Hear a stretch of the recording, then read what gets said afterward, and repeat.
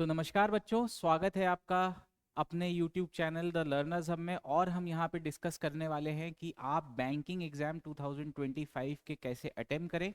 यहाँ मैं आपसे डिटेल्ड में डिस्कशन करूँगा क्या सिलेबस होता है, कैसे एग्ज़ाम को अटेम्प्ट करना चाहिए, सारी चीज़ें हम यहाँ पे डिस्कशन करेंगे। मैं आपको पर्टिकुलरली क्वांट्स और रीजनिंग की यहाँ पे अपनी स्ट्रैटेजी बताने वाला हूँ। तो चलिए शुरुआत करते हैं ज़्यादा देर नहीं करते हुए।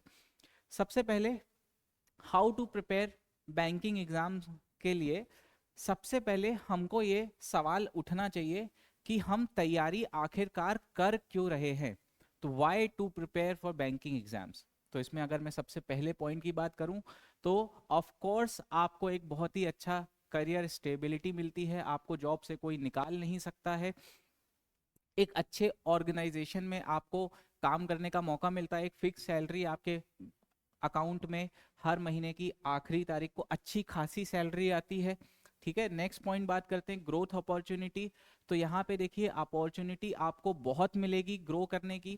मैंने कई लोगों को ऐसा देखा है जो क्लैरिकल लेवल पे एंट्री करते हैं, फिर एजीएम डीजीएम लेवल तक भी जाकर रिटायरमेंट, मतलब उनकी रिटायरमेंट होती है ना, रिटायर होते हैं एजीएम डीजीएम तक भी। अगला पॉइंट देखते हैं अट्रैक्टिव पे। तो बिल्कुल मैंने जैसे ही आपको बताया कि हर महीने की आखिरी तारीख में एक फिक्स तारीख को आपकी सैलरी आपके अकाउंट में क्रेडिट हो जाएगी और अच्छी खासी होगी। एक छोटे से एग्जाम्पल के लिए एसबीआई पीओ एंट्री लेवल पे आपको इन हैंड सैलरी 80 से 90 हजार के रुपए के बीच में आपको मिलती है। अगला पॉइंट डिस्कस करते हैं कि कौन कौन बैंकिंग एग्जाम्स दे सकता है। तो देखिए इसमें होते तो वैसे बहुत सारे क्राइटेरिया है कि आपकी नेशनैलिटी इंडियन होनी चाहिए ये सब, लेकिन जो मेजर जहां पे बच्चों को कंफ्यूजन आता है वो आता है एज लिमिट में। तो ये जो एज लिमिट है ये एज पर जनरल कैटेगरी है ना, इसमें रिस्पेक्टिव एज के कंसेशंस आपको मिलते हैं एज पर द कैटेगरी। ठीक, तो पीओ में अगर बात करें तो मैक्सिमम 30 और क्लर्क में अगर बात करें तो मैक्सिमम 28। और दूसरा मोस्ट इंपॉर्टेंट पॉइंट, चाहे आप क्लैरिकल लेवल दे रहे हो चाहे आप पीओ लेवल देख रहे हो, आपको ग्रेजुएशन मस्ट है। मतलब आप ग्रेजुएशन जब तक आपका हो नहीं जाएगा जब तक आप एग्जाम नहीं दे सकते। अगला पॉइंट अगर बात करें तो अगर हम ये स्ट्रैटेजी जो आगे अभी मैं आपको आने वाले समय में बताने वाला हूं, तो आप कौन कौन से एग्जाम्स को भर पाएंगे। तो सबसे पहले देखिए आप आरआरबी मतलब रीजनल रूरल बैंक यानी कि ग्रामीण बैंक के क्लैरिकल और पीओ लेवल दोनों भर पाएंगे। आप आईबीपीएस क्लर्क और पीओ दोनों भर पाएंगे। आप एसबीआई क्लर्क और पीओ दोनों भर पाएंगे। आप इंश्योरेंस के जितने भी एग्जाम्स होते हैं जैसे एनआईएसीएल एलआईसी ये सारे भर पाएंगे। और साथ ही साथ आप आरबीआई असिस्टेंट भी यहाँ पे दे पाएंगे। इसके अलावा थोड़ी और तैयारी अगर हम कर लें, मतलब इसके साथ साथ जो स्पेसिफिक एग्जाम्स में लगती है, जैसे for example RBI grade B में जो मेंस का एग्जाम होता है ना। प्रीलिम्स में तो जो हम तैयारी अभी सीखने वाले हैं वो काम कर जाएगा, लेकिन मेंस में आपको वहां पे social issues finance and management करके एक एक्स्ट्रा सब्जेक्ट्स आते हैं। अगर आप वो और एक्स्ट्रा कर लेंगे तो साथ ही साथ आप आरबीआई ग्रेड बी भी कर पाएंगे। आप इसके बाद नाबार्ड ग्रेड ए या ग्रेड बी कर पाएंगे अगर आप एग्रीकल्चर से रिलेटेड स्कीम्स वगैरह और एग्रीकल्चर ओरिएंटेड जो भी नॉलेज है वो अगर आप गेन कर ले तो आप नाबार्ड भी दे पाएंगे। SEBI, NHB national housing bank और बहुत सारे जैसे कि SIDBI grade A etcetera etcetera. ठीक है, बढ़ते हैं अगले बात पे कि अगर हमें बैंक एग्जाम्स को क्रैक करना है तो सबसे पहले हमें ये जानना चाहिए कि बैंकिंग एग्जाम का पैटर्न क्या है। तो पैटर्न की बात करें तो बैंकिंग एग्जाम बेसिकली दो लेवल्स पे होता है, एक होता है पीओ लेवल पे और एक होता है क्लरिकल लेवल पे। तो इन दोनों में डिफरेंस क्या है, देखिए पीओ लेवल में आपका 3 टियर स्ट्रक्चर होता है, एक प्रीलिम्स होता है, एक मेंस होता है और एक इंटरव्यू होता है। लेकिन अगर क्लैरिकल की बात करें तो सिर्फ प्रीलिम्स और मेंस होता है, यहाँ पे इंटरव्यूज नहीं होते। चलिए आगे बढ़ते हैं। अगर बात करें प्रीलिम्स एग्जाम की स्ट्रक्चर की तो टोटल आपके पास 100 सवाल आते हैं। हर एक सही सवाल के लिए आपको 1 मार्क मिलता है और गलत के लिए आपको -2.5 का माइनस मार्किंग होती है। ये इंपॉर्टेंट बात है कि आपका हर एग्जाम में सेक्शनल टाइमिंग होता है। जैसे आरआरबी में अभी तक पहले नहीं था, इस साल से सेक्शनल टाइमिंग आरआरबी पीओ और क्लर्क में भी इंट्रोड्यूस कर दिया गया है। सेक्शनल टाइमिंग का क्या मतलब है कि ये पहले 20 मिनट के लिए आपके सामने सिर्फ इंग्लिश खुलेगा, आप सेक्शंस को स्विच नहीं कर सकते, आपको वो 20 मिनट इंग्लिश ही देना पड़ेगा। सेकंड, अगले 20 मिनट के लिए आपको खुलेगा क्या, रीजनिंग, और अगले 20 मिनट के लिए आपको क्या खुलेगा, क्वांट्स, और ऐसे मिला के 20-20 मिनट के आपके 3 सेक्शंस हो जाएंगे, जिसमें टोटल टाइम आपको मिलेगा 1 घंटे का। आगे बढ़ते हैं, मेंस की अगर बात करें तो मेंस में देखिए depending on exams to exam, एक रफ मैंने आपको फिगर बनाया है। इंग्लिश में 35 से 40 क्वेश्चन आते हैं, जैसे आईबीपीएस पीओ में 40 आते हैं, तो क्लर्क में मेन 35 आते हैं। ऐसी रीजनिंग, क्वांट्स और बैंकिंग अवेयरनेस, और कई एग्जाम में कंप्यूटर एप्टीट्यूड और रीजनिंग को मिला दिया जाता है। जैसे खासकर आप आईबीपीएस पीओ के एग्जाम में देखेंगे मेंस के कि रीजनिंग प्लस कंप्यूटर एप्टीट्यूड आता है उसमें, ठीक है। एग्जाम टू एग्जाम यहाँ पे नंबर ऑफ क्वेश्चंस वेरी करते हैं, साथ ही साथ टोटल मार्क्स भी वेरी करते हैं, लेकिन आपका हर एक क्वेश्चन या तो +1 मार्क्स देगा या +2 मार्क्स देगा, ये अलग अलग एग्जाम पे अलग अलग लेवल पे होता है। और आपका हर रॉन्ग क्वेश्चन आपको क्या देगा, माइनस का 0.25। सेक्शनल टाइमिंग फिर से मेंस एग्जाम में भी अवेलेबल है, जैसे आपको प्रीलिम्स में थी, तो यहाँ पे भी आपको अलग अलग समय के लिए अलग अलग सेक्शंस खुलेंगे। ऐसे टोटल मिला के टाइम जो होता है वो आपका 2 घंटे से 3 घंटे का होता है। जैसे फॉर एग्जांपल क्लैरिकल आपका 2 घंटे के आसपास में हो जाता है, और आपका जो पीओ लेवल का है वो 3 घंटे के आसपास में होता है। और साथ ही साथ आपको जैसी आपका मेंस एग्जामिनेशन खत्म होता है, खासकर आईबीपीएस और एसबीआई पीओ में आपको एक डिस्क्रिप्टिव पेपर भी लिखना पड़ता है, जो कि 25 मार्क्स का होता है। तो ऐसे तो मेंस आपका होता है टोटल 200 मार्क्स का, लेकिन डिस्क्रिप्टिव मिला के आपका 225 मार्क्स का हो जाता है, और इसमें आपको एक लेटर और एक ऐसे लिखना पड़ता है। अगली बात करें इंटरव्यू की, यहां तो मैंने डायरेक्टली आपको सिलेबस पे आ गया हूं सेकंड स्टेप पे। तो इंटरव्यू की अगर बात करें तो इंटरव्यू टोटल आपका 50 मार्क्स का होता है। अब हम बात कर लेते हैं, देखिए हमने जब एग्जाम पैटर्न समझ लिया, तो अब ये जान लेते हैं कि एग्जाम में पूछा क्या क्या जाता है। तो अगर मैं क्वांट्स की बात करूं तो देखिए मैं क्वांट्स को 3 सेक्शंस में डिवाइड करता हूं, एक होता है स्पीड मैथ, एक होता है अरिथमेटिक, और एक क्या होता है, डेटा इंटरप्रिटेशन, ठीक।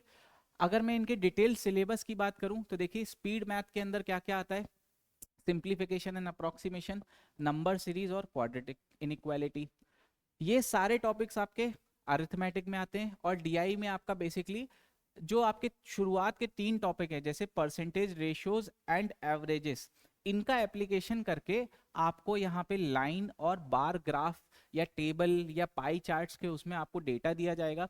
तो यहाँ पे आपकी अंडरस्टैंडिंग होनी चाहिए कि आप ग्राफ्स को कैसे पढ़ सकते हैं, आप उससे डेटा कैसे इंटरप्रेट कर सकते हैं, तो वो धीरे धीरे डेवलप होगी, ठीक है।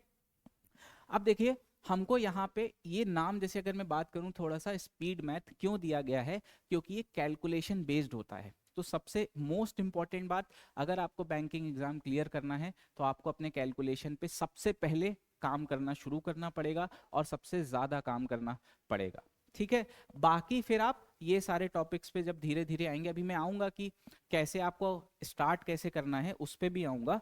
तो अभी आप बस इतना समझिए कि यहाँ पे एक मोस्ट इंपॉर्टेंट बात आपके लिए बनती है कि आपको अपनी कैलकुलेशन ट्रिक्स पे बात करनी पड़ेगी, क्योंकि आप 11th-12th के बाद अभी आपने कोई भी कॉम्पिटिटिव एग्जाम एज सच दिया नहीं है।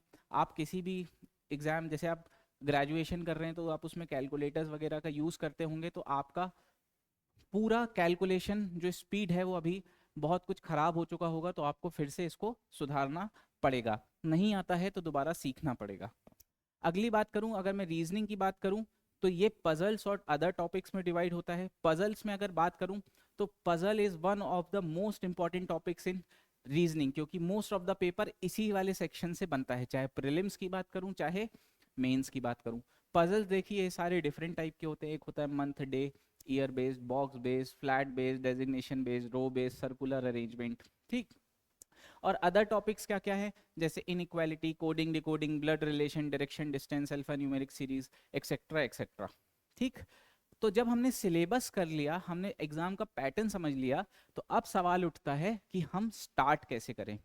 तो सबसे पहला, अगर आपको क्वांट स्टार्ट करना है तो आपको काम करना पड़ेगा अपनी कैलकुलेशन स्पीड पे। उसके लिए आपको कई सारे कैलकुलेशन ट्रिक्स, स्क्वायर्स, क्यूब्स कैसे निकालना है, एडिशन सब्सट्रैक्शन कैसे करना है जल्दी से, ये सब आपको सीखना पड़ेगा। अभी मैं आपको सोर्सेस भी बताऊंगा, लेकिन सबसे पहला स्टेप अगर आप क्वांट्स कर रहे हैं तो आपको कैलकुलेशन इज अ मस्ट, क्योंकि अगर आपका कैलकुलेशन स्ट्रांग होगा तो आपके ये सारे टॉपिक आपके इंप्रूव हो जाएंगे, और साथ साथ इनमें भी आपको बहुत हेल्प मिलेगी और इसमें भी। ठीक, तो आपको स्टार्ट करेंगे जैसी कैलकुलेशन से, तो आपका साथ साथ स्पीड मैथ भी आपको कवर करते जाना है, कवर करते जाना है, साथ साथ मॉक यानी कि प्रैक्टिस करते जानी है। देखो मैं अब बार बार नहीं बोलूंगा कि पढ़ो, थ्योरी पढ़ो और प्रैक्टिस करो, ये एक म्यूचुअल आपका मतलब ये मतलब करना ही है आपको, आपको थ्योरी पढ़ना है, आपको प्रैक्टिस करना, आपको थ्योरी करना, आपको प्रैक्टिस करना है। बगैर प्रैक्टिस के आप कोई भी एग्जाम नहीं निकाल सकते। फिर उसके बाद आप धीरे से अर्थमेटिक वाला पार्ट स्टार्ट करेंगे। तो सबसे पहले आप परसेंटेज से करेंगे, रेशियोज करेंगे। तो जैसे ही आप यहाँ पे वर्ड प्रॉब्लम की अंडरस्टैंडिंग डेवलप कर लेंगे कि वर्ड प्रॉब्लम्स में इक्वेशन कैसे फॉर्म करी जाती है, हमें कैसे इसको अटेम्प्ट करना रहता है, तो साथ ही साथ आप यहाँ पे डीआई भी स्टार्ट कर सकते हैं। बार्स को, ग्राफ्स को पढ़ने का आप अंडरस्टैंडिंग भी डेवलप कर सकते हैं कि कहाँ पे क्या डेटा दिया जा रहा है। और इसके बाद जब आपका ये सब हो जाता है, देखिए इसमें प्रैक्टिस ऑलरेडी इंक्लूडेड है, आप theory plus practice, theory plus practice, theory plus practice कर रहे हैं, और एक समय ऐसा आएगा जब आपकी थ्योरी पूरी कंप्लीट हो जाएगी, और फिर हमको टोटली क्या करना है, हमारी तैयारी का मतलब क्या रहेगा, मॉक टेस्ट देना। यहां तक बात क्लियर। अब अगर रीजनिंग की बात करूं, तो रीजनिंग में आप स्टार्ट करिए किससे, अदर टॉपिक्स। अदर टॉपिक्स हमारे क्या थे भाई, जैसे कि ये सारे जो टॉपिक्स थे, inequality, coding, decoding, etcetera etcetera. फिर आप धीरे से पजल्स भी सॉल्व करिए। पजल जैसे मैंने आपको यहाँ पे बताएं, तो आप सबसे पहले स्टार्ट करिए मंथ डे से, फिर आप आइए डेजिग्नेशन, फिर आप आइए फ्लोर बॉक्स बेस्ड, फिर आप आइए फ्लैट फ्लोर। ऐसे करके आप सारे पजल्स भी डिफरेंट डिफरेंट टाइप्स के करते जाइए और साथ साथ सॉल्व करते जाइए। एक बात यहाँ पे आपको गांठ बांध के रख लेनी है कि आपको दिन में मॉक टेस्ट तो देना ही है, साथ ही साथ एक पजल रोज अटेम्प्ट करना है।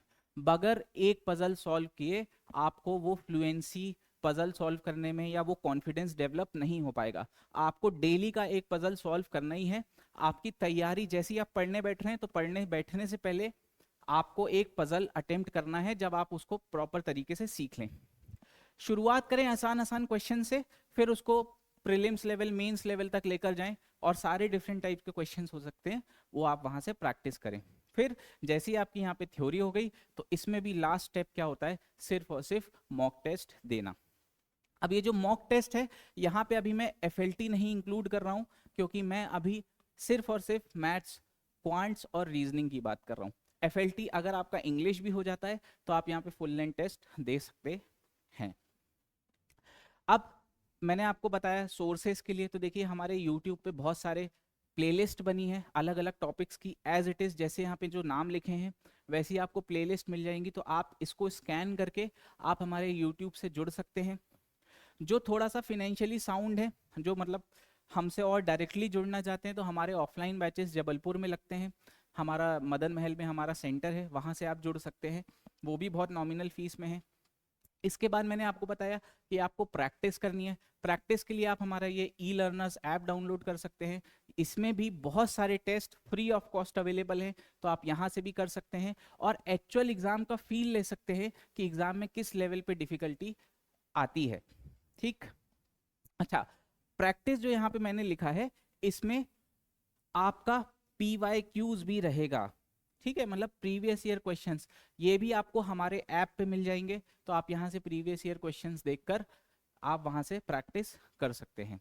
आप इंस्टाग्राम से हमारे जुड़ सकते हैं, और सबसे मोस्ट इंपॉर्टेंट बात, आप टेलीग्राम पे जरूर जुड़िए। पहली बात तो इस सेशन की PDF भी आपको टेलीग्राम में मिलेगी, और साथ साथ हम बहुत सारे डेली बेसिस पे कुछ ना कुछ कंटेंट यहाँ पे डालते रहते हैं, जिससे आपकी प्रैक्टिस अच्छी खासी हो। फ्री ऑफ कॉस्ट ये मटेरियल रहता है, तो आप यहाँ पे जरूर जुड़े, जिससे आप यहाँ पे फ्री कंटेंट अवेलेबल कर सकते हैं, जिससे आपकी तैयारी को एक बूस्ट मिलेगा। तो चलिए यहाँ से मैं आपको विदा लेता हूँ। आशा करता हूँ आपको वीडियो अच्छा लगा होगा। Thank you.